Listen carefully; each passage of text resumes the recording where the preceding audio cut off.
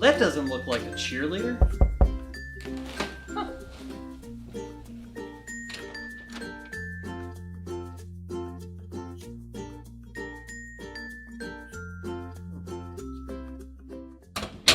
Huh. Someone knocked on my door and ran away. That sounds just like something I would do if I was going to... Oh my word, someone's right behind me, aren't they?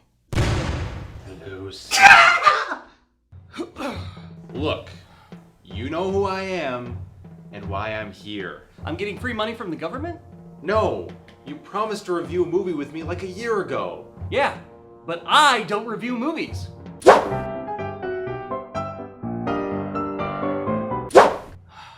Well, I got better, okay? Then consider this a relapse. You owe me. Okay, fine.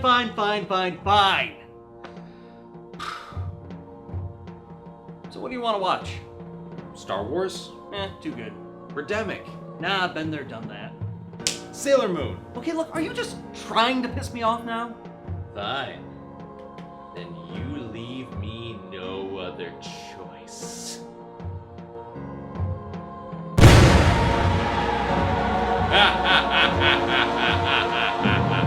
You know what? Why don't we go back to Star Wars? Luke and Leia. No. Carpool! Out of the mist, he comes from a land full of dragons and knights. With his sword and armor of air, he dazzles with countries of might. He's got blue, red, green, and blue. Magic Steve, Magic Steve. He's got the power of the review. Magic Steve, Magic Steve. The spell is done.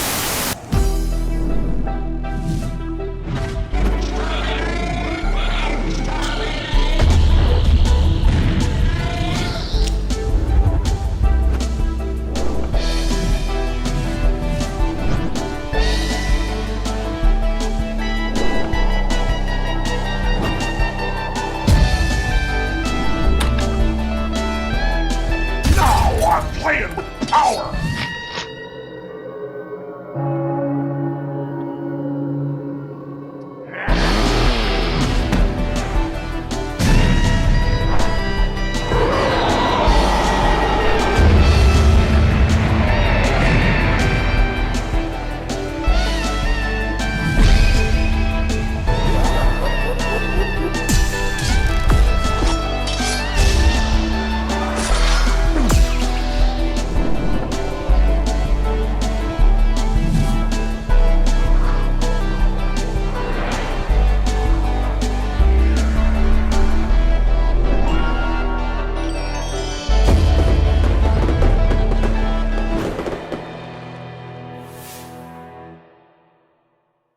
Hello, ladies and gentlemen. We are here at Conbravo, and you know what that means. It's crossover time. And I've picked a real stinker of a film for us to talk about today. Bad enough for me to actually appear in 3 dimensions for once. I know, that doesn't happen. You see, Carpool was... Steve, come on, this is really unprofessional of you.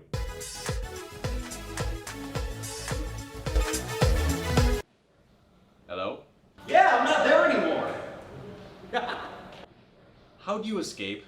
A magician never reveals his secrets. But in this case, it wasn't hard. You just kind of stared into space when the theme song played.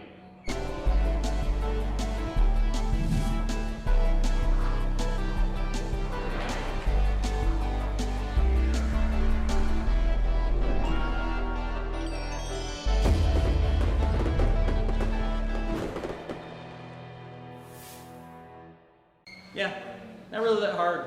Why don't you want to review a movie with me? It's because I'm fat, isn't it? Fattest. Aren't you Diamanda Hagen? Yeah, let's go with that. So what? Do you hate it that bad? Is that why you don't want to review it with me? I mean, I know it's bad, but... I loved it! What? I said I loved it.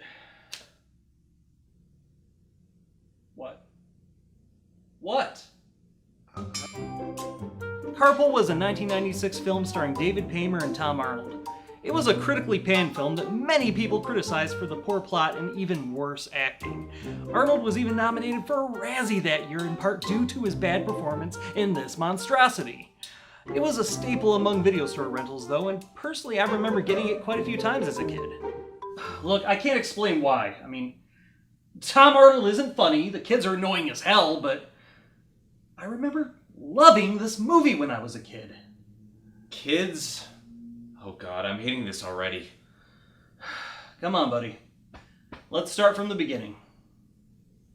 We open on workaholic Daniel as he realizes he's very late to a very important meeting, otherwise known as movie cliche number 247. His wife tells him that she's sick, so he's gonna have to take over her responsibilities for the day. Where have I seen this before? These responsibilities include driving the carpool, to which Daniel objects, on the grounds that he f***ing hates these kids. Don't forget you have to pick up Travis. Why? He joined the carpool last week. That kid scares me. He's weird. He's just a child. Well, he's a very weird child. He's not weird. They had him tested. And I'm not insane. My mother had me tested. At the same time, we meet Franklin, played by Tom Arnold. He's preparing for a bank robbery because his circus is going out of business, and he doesn't know how else to raise capital. We also meet Franklin's overbearing and kind of prejudiced mother, who happens to be the greatest character in the film. Bad time. What the hell are you talking about? See Franklin Laszlo? No way! Get out of my house! Where's your partner with you? Get out of here! What's a woman have to do to get some service around here? Get out of my way! From now on, I'm going to Denny's! Now, who does she remind me of? Boys, you leave that poor woman alone. It ain't her fault. She's sassy, and I'll raise you two better than that. Now, both of you put a bar of soap in your mouths, or I'll tan your hide faster than you can say sweet sassafras. Duck Rock! I didn't know we had a fat grandmother. I didn't know we were related. We next meet the kids in the carpool, starting with Daniel's sons. Andrew. Zip up your zipper. I like it down. What? I like my zipper down. And Bucky. Bucky! Captain Bucky O'Hare! Afterwards, we get to meet the rest of the carpool gang, consisting of the slow kid, the weird one, and last, but certainly not least, the...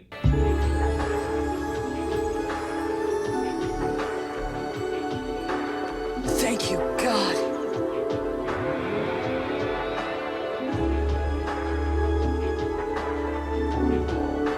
For the next few minutes, the movie really doesn't go anywhere, which is ironic because, you know, it's a movie about a fucking carpool. Instead, we're treated to just random set pieces and cheesy jokes. I'm not crazy. I didn't say you were. I was tested, you know. Well, then you obviously cheated. Eventually, they stop at the high-end grocery store Daniel is doing his big presentation for, called Hammerman's. Unfortunately, two crooks picked this exact moment to try and rob it, and well, all hell done broke loose. Drop it, punk, or I drop you. Oh, hell yes! I didn't know Shotgun Grandma from Mad Max Fury Road was in this. This just got awesome! Shotgun Grandma. Hashtag. Bite me. Luckily, though, Franklin was in the store and he steps in to save the day. Now, all he has to do is wait for the cops to arrive and... Take it. Thanks, Todd. Wait! This has always bugged me. Why the hell did the clerk give Franklin the money? Well, perhaps he thought Franklin was going to rob him. So... Okay, everybody, just settle down. I'm gonna get my 2 penis and I'm getting out of here. Well, perhaps he was just confused is all. No. Yay! For him to have been confused, he would have to be not only the dumbest person in the movie, he'd have to be the dumbest man on the planet. He was told to his face, that he was not being robbed. I mean, this takes a suspension of disbelief I am not prepared to tolerate. I mean, if he would have to be the dumbest man in the history of mankind. He would have to be the bastard offspring of Paris Hilton and the asshole who decided that rebooting Poltergeist was a good idea. Why Paris Hilton? She knows. So Franklin accidentally, but kinda on purpose, ends up taking Daniel hostage. Like you do. I have a very big presentation today. It's not a very good day for me to be a hostage. Hostage? That's a great idea, come on! Franklin ends up making a deal with the group that if they take him where he wants to go, he will set them free. Daniel agrees, wanting only to get to his important meeting as soon as possible. Dad of the year, ladies and gents. The cops find them again, and they end up driving up a parking ramp. But how will they get out of this one?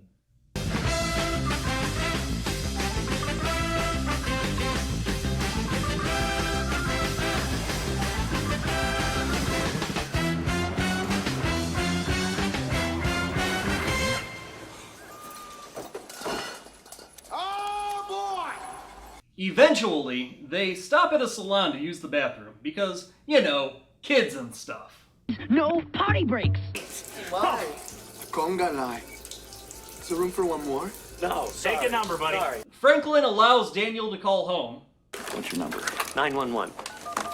Very funny. but instead Daniel calls the office in an attempt to let them know he's on his way.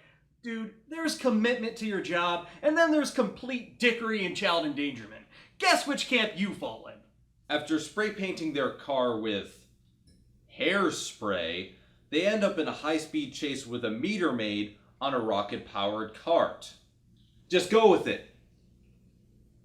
They lose her, but come to a police checkpoint. Obviously, Franklin puts on some sunglasses and pretends he's Daniel's gay lover in order to fool the cop. What seems to be the problem, officer? We're engaged in a statewide manhunt. What a coincidence, so are we. As you do! They get chased by the cops yet again, but lose them by driving into a refrigerated truck. Once the truck stops, they leave only to discover they've driven straight into a mall. Well, Paul Blart and the meter maid have it out over who gets to arrest Franklin, and that's when we find out that they used to be a couple. For once in your life, would you obey the chain of command? Now put the spear gun on the ground and walk away. Oh, you're the expert on walking away, aren't you? Okay, that was a bad choice of words. And tell the people who mean the most to me in my life that in fact you had just chickened out. What would you do? I'd shoot him. Martha, I am so sorry. Movie. Why do we need this backstory? You're clearly not interested in telling a riveting plot. You're banking on the star power of Tom Arnold to make you money, and you obviously take the audience for idiots. Good guy, bad guy. It's true, kids. Good guy, bad guy. Good guy, bad guy. Good guy, bad guy. You're funny. So why try to force in a subplot that clearly doesn't belong? Just... why? I really need to pee. We get yet another car chase in this movie, and poor Rhea Perlman ends up being dragged behind the van. What am I watching? When did this turn into Teen Wolf? Eventually they realize there's only one way out of the mall. Oh, come on! You knew this was coming! And yet again, we get an example of how much of a prick this guy is. He's openly breaking the law, destroying property, and endangering the lives of 5 innocent children, just to get to his precious meeting. You, sir, are a prick! Dude, calm down. Don't tell me to calm down! This guy is a grade A douche nozzle. I don't want him to be our protagonist. Do you understand? I don't want him to succeed. You know what? I'm gonna take the seed, I'm gonna leave him with suck. And then I'm gonna take that seed, I'm gonna plant it in the dirt, and I'm gonna pour soil over top of it and pack it in real nice, and I'm gonna put water on it, and out of that soil, a tree is gonna grow. A tree! And from that tree, I'm gonna pull a switch, and I'm gonna take the DVD, and I'm gonna beat the hell out of this. Go for the DVD! Go for the DVD! Go for the DVD! Are you happy now? I'm never happy. The Carpool crew eventually makes it to Franklin's warehouse, where he stores all of his rides. Unfortunately, so do the thieves. Yeah, remember them? Alright, don't move. We got the money this time. We're walking. And he's dead. Add murder to Daniel's list of douche-worthy crimes. Andrew ends up stuck on a runaway Ferris wheel. Just go with it. So Daniel sacrifices his presentation materials in order to save them. He then climbs up the Ferris wheel, throws Andrew to Franklin, and leaps safely into a pile of stuffed animals. Why didn't they just cut the power? Because that would be too obvious. Anyway, they finally get to Daniel's big meeting with Hammerman. He throws out his original pitch and instead talks to the grumpy old CEO about family and the importance of marketing towards a younger demographic. You know, Economics 101. I like it. All right. Yeah! And they say Hammerman's heart grew 3 sizes that day. So Hammerman, Daniel, and Franklin go into business together. Because why not? Franklin gets away with only community service, and Franklin's mom ends up destroying a Sizzler as our credits roll. Get back in there! No, man! She bit me! Salad bar? That's what I think of your salad bar! Ugh. She looks like the girl from Brave gained about 200 pounds and became an unstoppable death machine. I dig it. So that was Carpool. What did I think about it? Well, it was atrocious.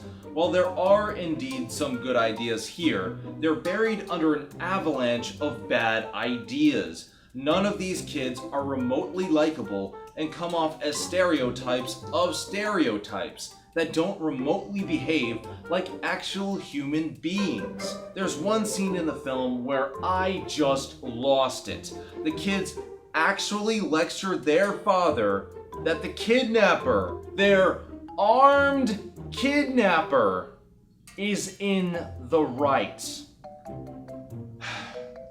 And we're supposed to side with the kids because he's fun.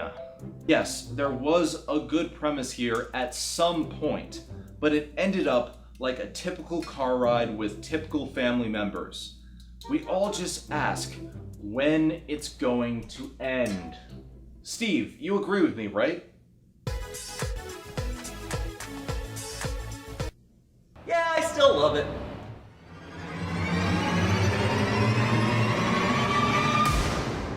What? Look, the movie is bad, I'll be the first to admit it, but aside from the nostalgic value, I really think it's a decent kids' film. The script is silly, but it has some genuinely funny lines, and the acting is kind of top-notch. You got a point there, buddy. Give me 5. The name is Hammerman, and I wouldn't give you 3. Even Tom Arnold doesn't mess it up. Call it a guilty pleasure if you want, but I give this movie a recommendation.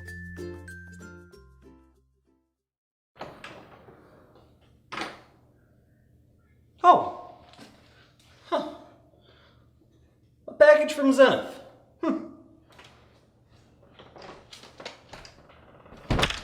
I wonder what it is he sent me.